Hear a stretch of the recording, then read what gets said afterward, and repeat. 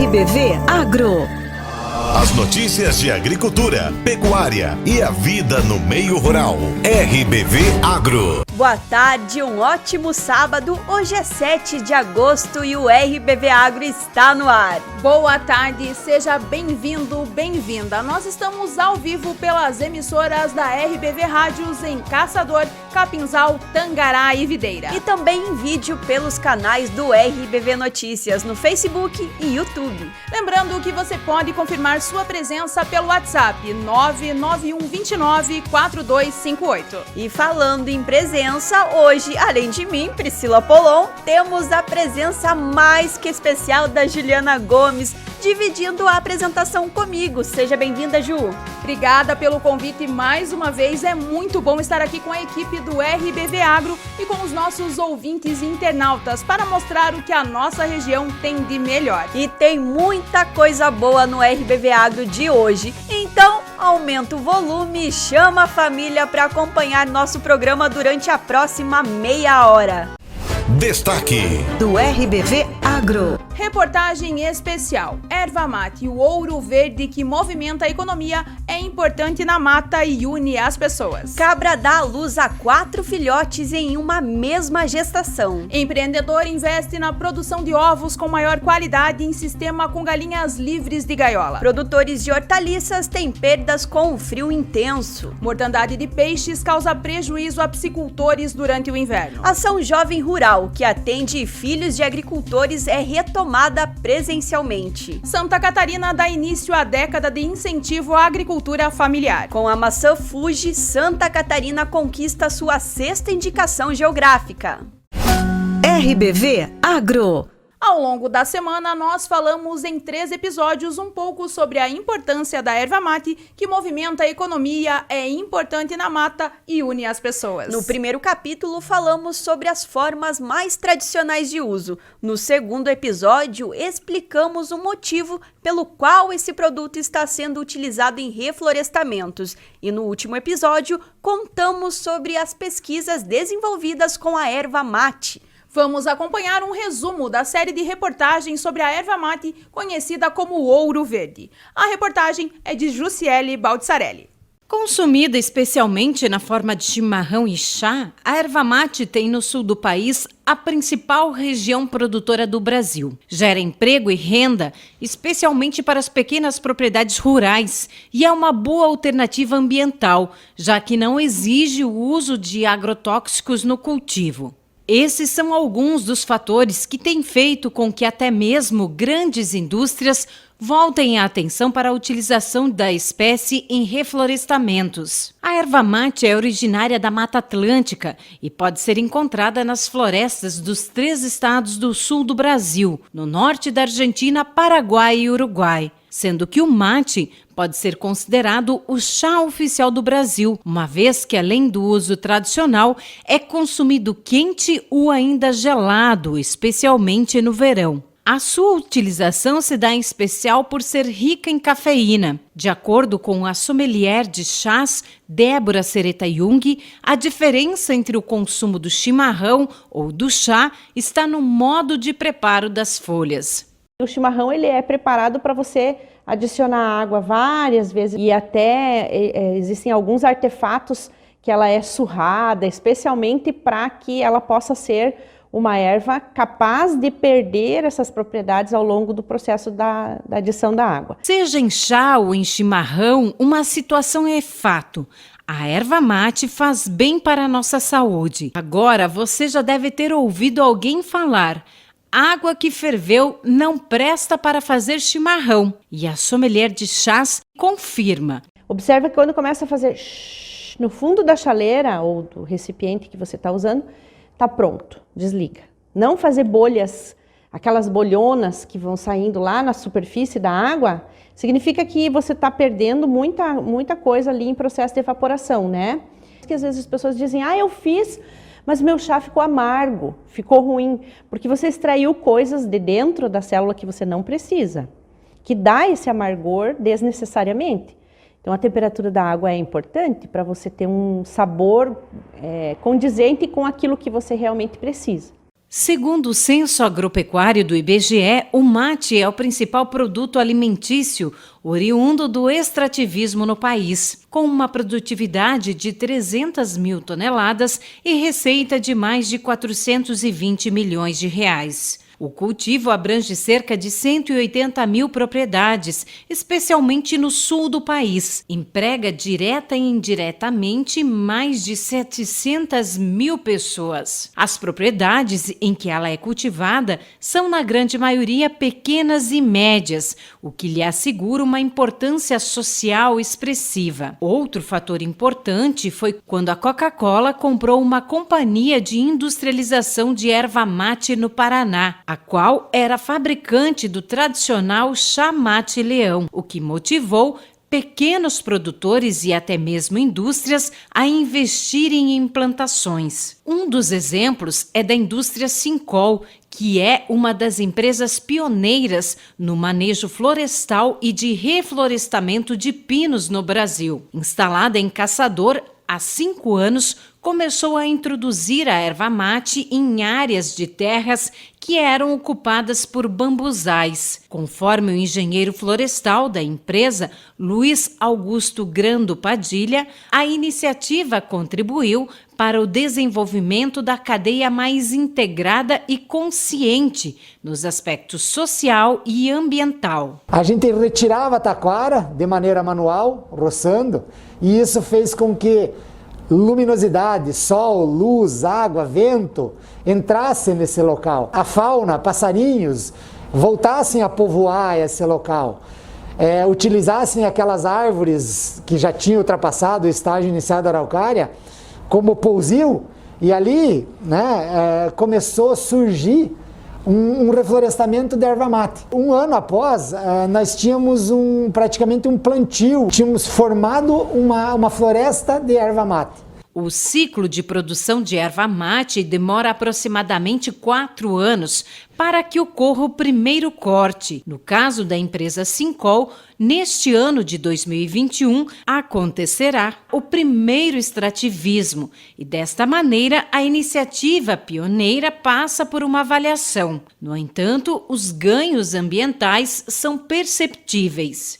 A erva mate chama atenção não somente pelos fatores culturais e ambientais. A comunidade científica, especialmente no sul do país, tem realizado pesquisas que vão desde o benefício que o consumo traz para a saúde até a identificação de novas espécies e genética. Alguns desses estudos são desenvolvidos na Universidade Alto Vale do Rio do Peixe, Uniarp, no município de Caçador. Na universidade, uma das primeiras pesquisas contou com a contribuição da professora Thalise Fopa. Os estudos contemplam todas as etapas do desenvolvimento da planta, que vai desde o plantio até o processamento da erva, que acontece de maneira artesanal nos laboratórios, em que as pesquisas são realizadas. O conteúdo fenólico, o conteúdo de antioxidantes, de taninos, esses compostos que são importantes para a nossa saúde. Foram feitos também extratos vegetais a partir de outros solventes orgânicos,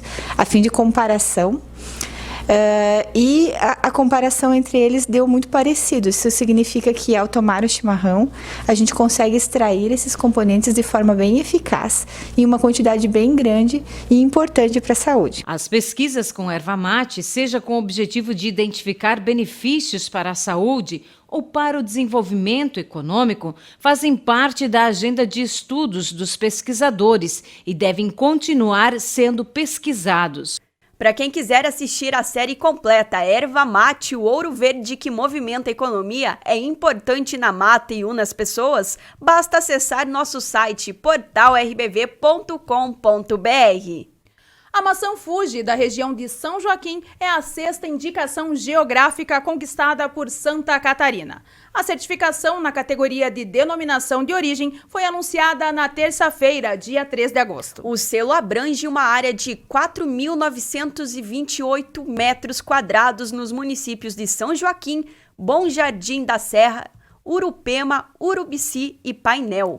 Uma indicação geográfica atesta que um produto só tem aquelas características porque é produzido de determinada forma ou porque tem notoriedade na produção. A denominação de origem parte do pressuposto de que as características geográficas, naturais e humanas dessa região determinam a singularidade e a qualidade do produto. A conquista é resultado de uma parceria desenvolvida pela EPAGRE, SEBRAE, UFSC, com apoio de produtores locais e de outras instituições, como a Cidasc, por exemplo. A maçã Fuji, produzida na região de São Joaquim, destaca-se por suas características únicas de cor, formato e sabor, entre outras. A elevada altitude da região, delimitada pela indicação geográfica acima de 1.100 metros, é fator determinante para essas diferenciações. RBV Agro. Desenvolvido no Centro de Treinamentos da EPAGRE em Videira, o CETREV, o programa Ação Jovem Rural, que atende filhos de agricultores de vários municípios da região meio-oeste do estado, está sendo retomado presencialmente. Em todo o estado, mais de 2.000 jovens já foram capacitados, dando condições de permanecerem no campo com acesso ao conhecimento e maior qualidade de vida. A reportagem é de Wilson Antônio. Implantado em 2012 pelo governo do estado e executado pela EPAGRE, o programa Ação Jovem Rural tem o objetivo de trabalhar os aspectos social, ambiental, humano, gerencial e econômico. Ao longo dos anos, além de levar aos jovens agricultores mais conhecimento e encaminhamento para projetos para continuidade e permanência no meio rural, o programa mostrou aos jovens que ficar no campo é viável. Devido à pandemia do coronavírus, o curso esteve paralisado, pelo menos presencialmente. Segundo a coordenadora do programa na região de Videira, Cirlei Verlan da Silva, 19 jovens estão participando desta etapa. Temos então para esse novo modelo que a EPAGRE aqui na Gerência Regional de Videira, Sem Treinamento de Videira, tem inscritos 19 jovens. Numa proposta diferenciada dos cursos que aconteceram então anteriormente. Neste ano ainda, em função da pandemia, nós estamos num modelo híbrido. Depois de 1 ano e meio, nós estamos retomando hoje com as aulas presenciais. Nesse ano e meio, muitos momentos de aulas online foram realizados para esta turma de jovens que iniciou em 2020. Cirlei destaca que na próxima semana será realizado o reforço de forma virtual. E na semana que vem, online, pelo Meet, nós vamos ter um reforço, porque esses jovens terão muitas tarefas a serem realizadas em casa, cumpridas em casa. E nesse modelo nós vamos estar trabalhando até o mês de novembro, ou dezembro, melhor, com o encerramento do curso com a apresentação de projetos que esses jovens estarão, então, desenvolvendo durante esse ano. A coordenadora destaca que mais de 200 jovens de toda a região já foram contemplados com o curso. Num universo de jovens atendidos, nós já passamos de 250 jovens aqui na Gerência Regional de Videira. E a nível de estado, esse número supera os 2.000 jovens. Desta etapa, estão participando jovens das cidades de Macieira, Salto Veloso, Lebon Regis, Timbó Grande, Curitibanos, Matos Costa, Caçador, Rio das Antas, Fraiburgo e Santa Cecília. Agora nós vamos até o município de Iomerê, onde a família Corrente se dedica à produção de ovos em um sistema em que as galinhas ficam soltas, livres de gaiola. Com isso, os ovos produzidos têm uma qualidade superior, são mais firmes e com a gema mais amarela. Conheça os diferenciais do sistema na reportagem. Oportunidade e dificuldade, 2 fatores importantes para qualquer empreendimento. E a família Corrente, no município de Iomerê, soube aproveitar muito bem as oportunidades e enfrentar as dificuldades. Há 20 anos, a família se dedica à produção de ovos no sistema livre de gaiola, em que as galinhas ficam soltas, resultando em um produto de qualidade superior, como comenta Roberto Corrente. Comecei com 500 galinhas. Eu já cheguei a ter 11.800 galinhas, né? Tem a diferença do ovo, né? Um ovo mais, a galinha ela é solta, né? Ela caminha, ela tem assim livre de gaiola, né? Ela não é estressada, nada, então um ovo também dá um ovo mais firme, a gema um pouco mais amarela, né? Roberto fala de alguns cuidados que as galinhas precisam para que tenham uma produção de qualidade. Primeira coisa, a alimentação, né? Cuidado dela, tudo. Tem que ter claridade, né? Dar luz para ela, tudo. Ela tem que ter tantas horas de luz por dia para ela produzir ovo, né? Falando em alimentação, o Roberto mesmo é quem produz a ração utilizada na granja. Você produzindo a ração, uma que você economiza no custo, né? De 10 a 15 centavos por quilo. Você produzindo e você comprando a ração, né? E pela qualidade da ração, né? Eu uso milho, farelo de soja, calcário calcítico e as vitaminas que vai. Por conta da maior qualidade, Roberto fala que o produto deveria ser mais valorizado pelo mercado. Teria que ter uma valorização do ovo maior, né? De 5 a 10%. E a família aproveita tudo, os ovos, o esterco e até a carne, após finalizado o ciclo das galinhas. Se você cuidar bem ela, tratar, ela chega até a durar, eu cheguei a ter galinha até com 110 semanas produzindo ovo, né? Em torno de 255 ovos por ano. Depois disso daí, ela começa a cair a produção, daí não compensa mais ter, né? Daí a gente vende para frigorífico, né? Na verdade, o esterco a gente ocupa mesmo na própria propriedade, né? Além de tudo, o ovo é bastante consumido pela família. Nós sempre consumimos ovo bastante, né? Como uma média de 2, 3 ovos por dia. E daqui a pouco no RBV Agro tem os recados dos ouvintes e internautas. Continue conosco, em instantes você confere. Cabra dá à luz a 4 filhotes em uma mesma gestação. Produtores de hortaliças têm perdas com o frio intenso. Mortandade de peixe causa prejuízo a piscicultores durante o inverno.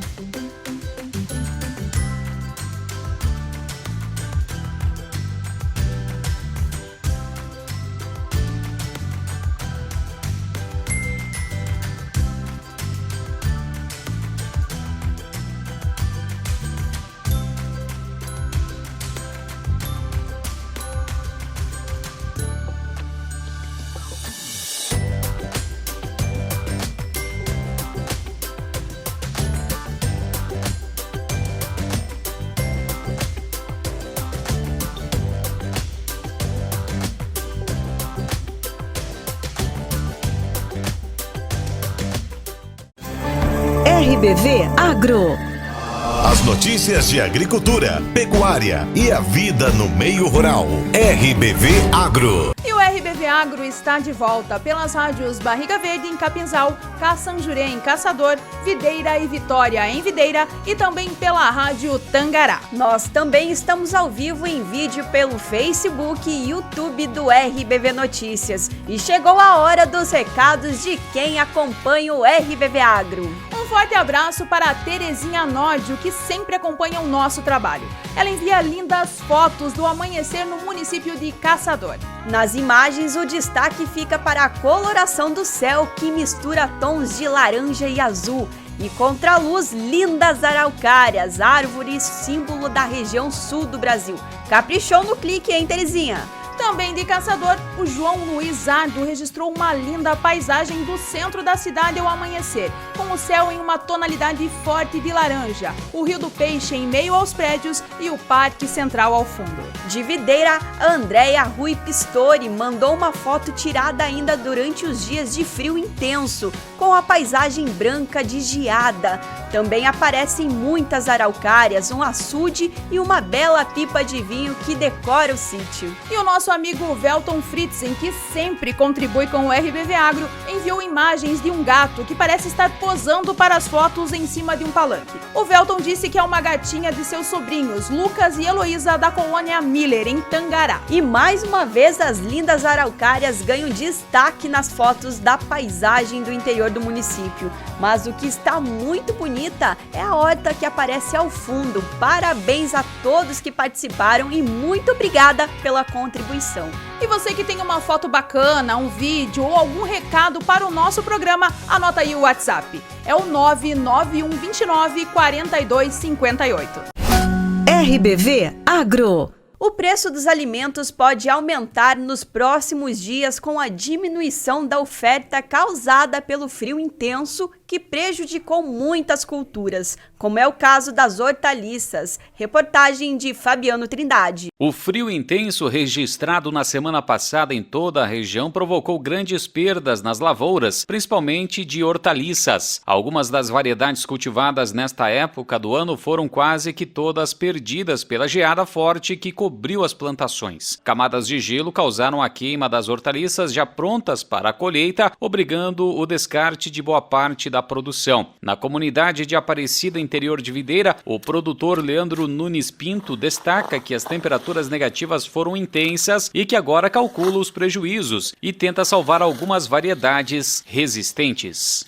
Então foi perdido bastante a parte de brócolis, né? O que estava pronto para colher, a gente tinha tirado mais ou menos a metade do que tem pronto, e daí o que ficou, a maioria se perdeu, né? Ele seca a cabeça em cima, assim, fica feio, né? E daí já não tem mais comércio. A couve-flor também foi perdido mais da metade, né, do que tinha.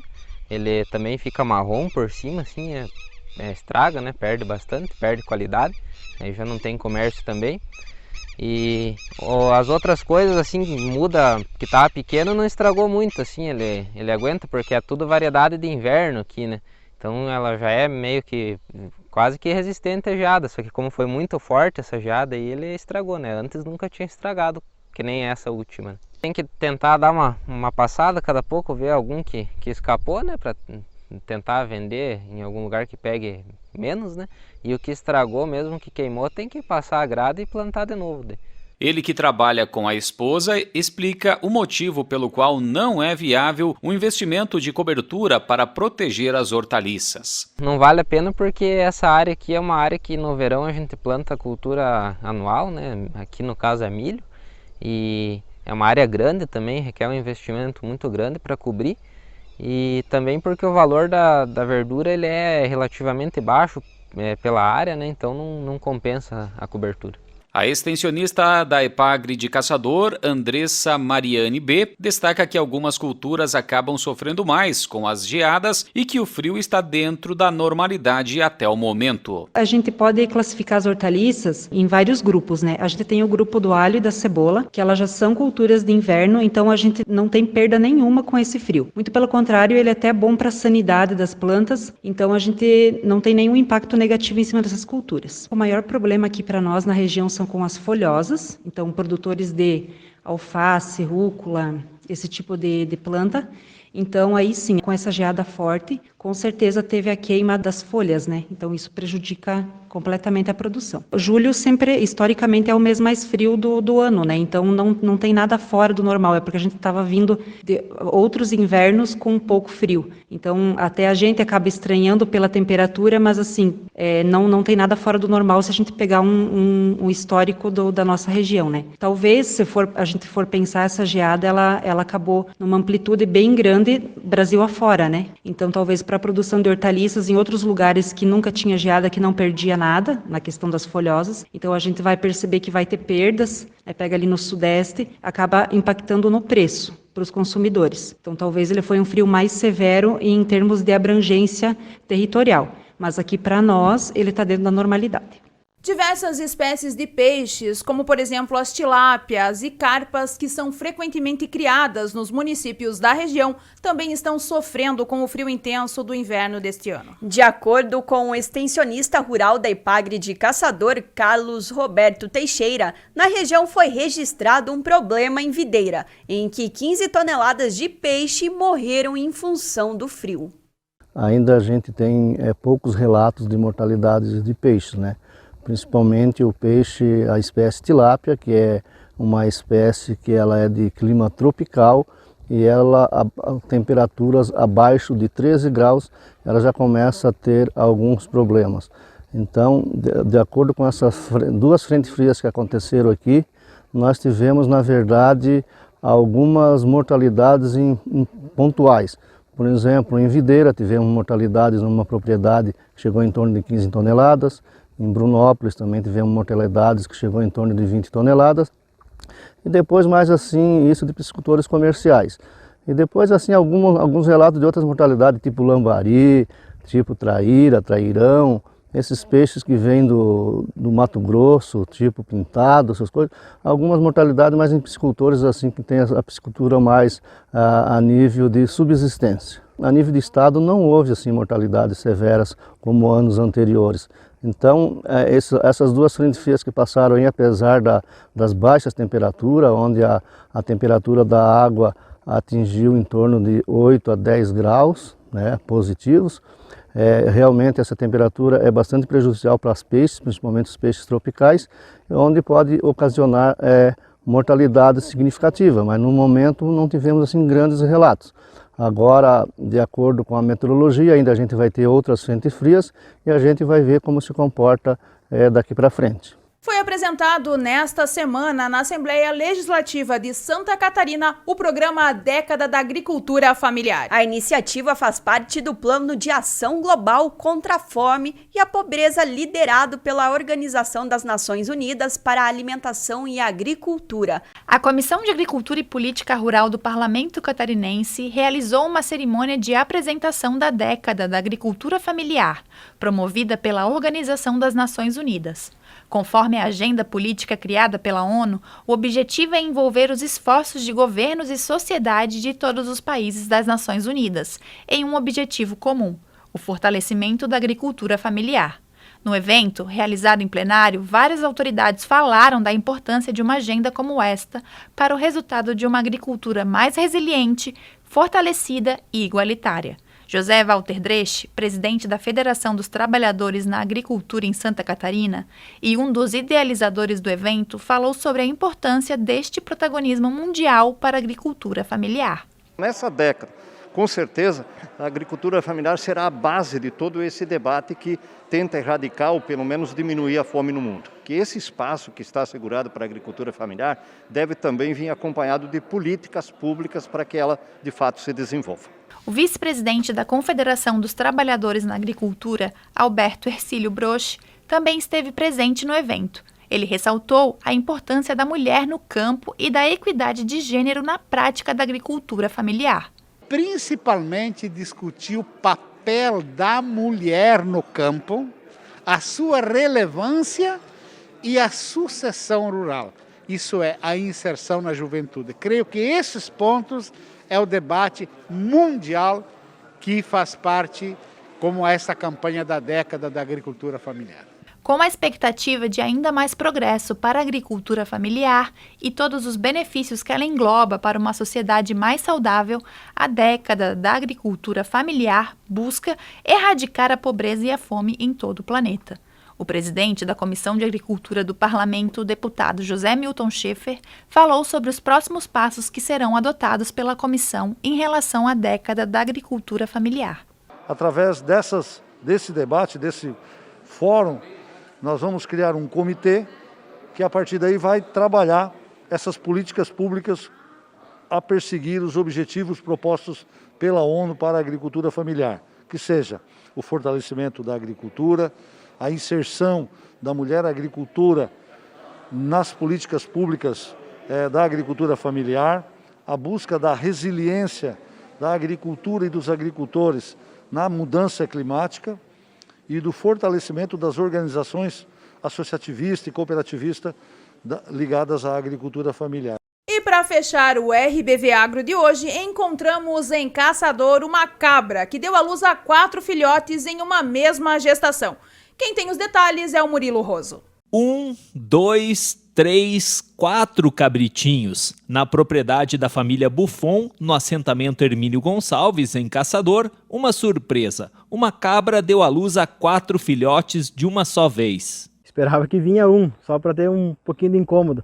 Aí quando a gente de madrugada acorda, vem ver 4, daí dá um desespero. Eu nunca tinha visto algo parecido, né? Eu escutei os beirinhos deles 11h30 da noite, eu levantei da cama e fui ver o que estava acontecendo, né? Foi uma surpresa. Estou com 57 anos, Eu me informei com todos, inclusive com a mulher, a Neiva, que é a companheira do finado Beto Sorgato, que eles têm a cabanha, diz que nunca aconteceu na cabanha também essa questão de nascer 4 filhotes de uma cabra só. Jacemir, Neuza e Rodrigo Buffon trabalham com produção de orgânicos, basicamente com frutas e hortaliças. Mas na propriedade também tem alguns animais, vaca, galinha e 3 cabras. Essas foram levadas até uma cabanha vizinha e voltaram prenhas. Durante a gestação de uma das cabras, a Neuza nem imaginava que estavam a caminho 4 filhotes.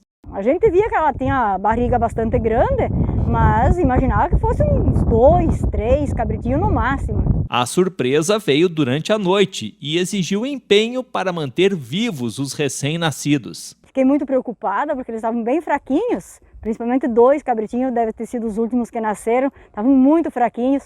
Aí eu levantei, tentei fazer eles mamar, coloquei próximo da cabrita, de madrugada levantei novamente para fazer eles mamar, né, para ver se a gente conseguia salvar. E os cabritinhos, 3 machos e uma fêmea, resistiram bem, mas ainda na madrugada começou uma outra história.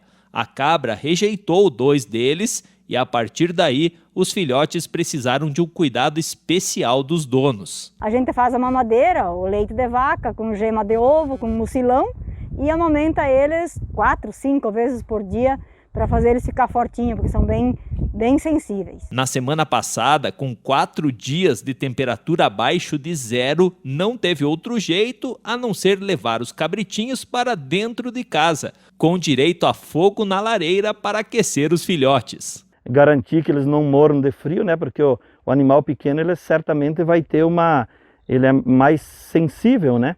Os grandes até vão se mantendo, mas os pequenos vão ter um cuidado especial. Hoje, os cabritinhos estão com pouco mais de 1 semana de vida e já conquistaram os donos. O que veio aí agora, com certeza a ideia era no futuro fazer uma carne, mas vai ser muito difícil a gente ter coragem de abater, até por tudo que eles representam nesse momento. E hoje nós estamos em processo de descobrir qual que é os nomes, de decidir o nome deles, mas já são parte da família. Já de manhã cedo já vem para cá, antes de tomar um café, antes de tomar um chimarrão, a prioridade é dar de mamar para os nenê.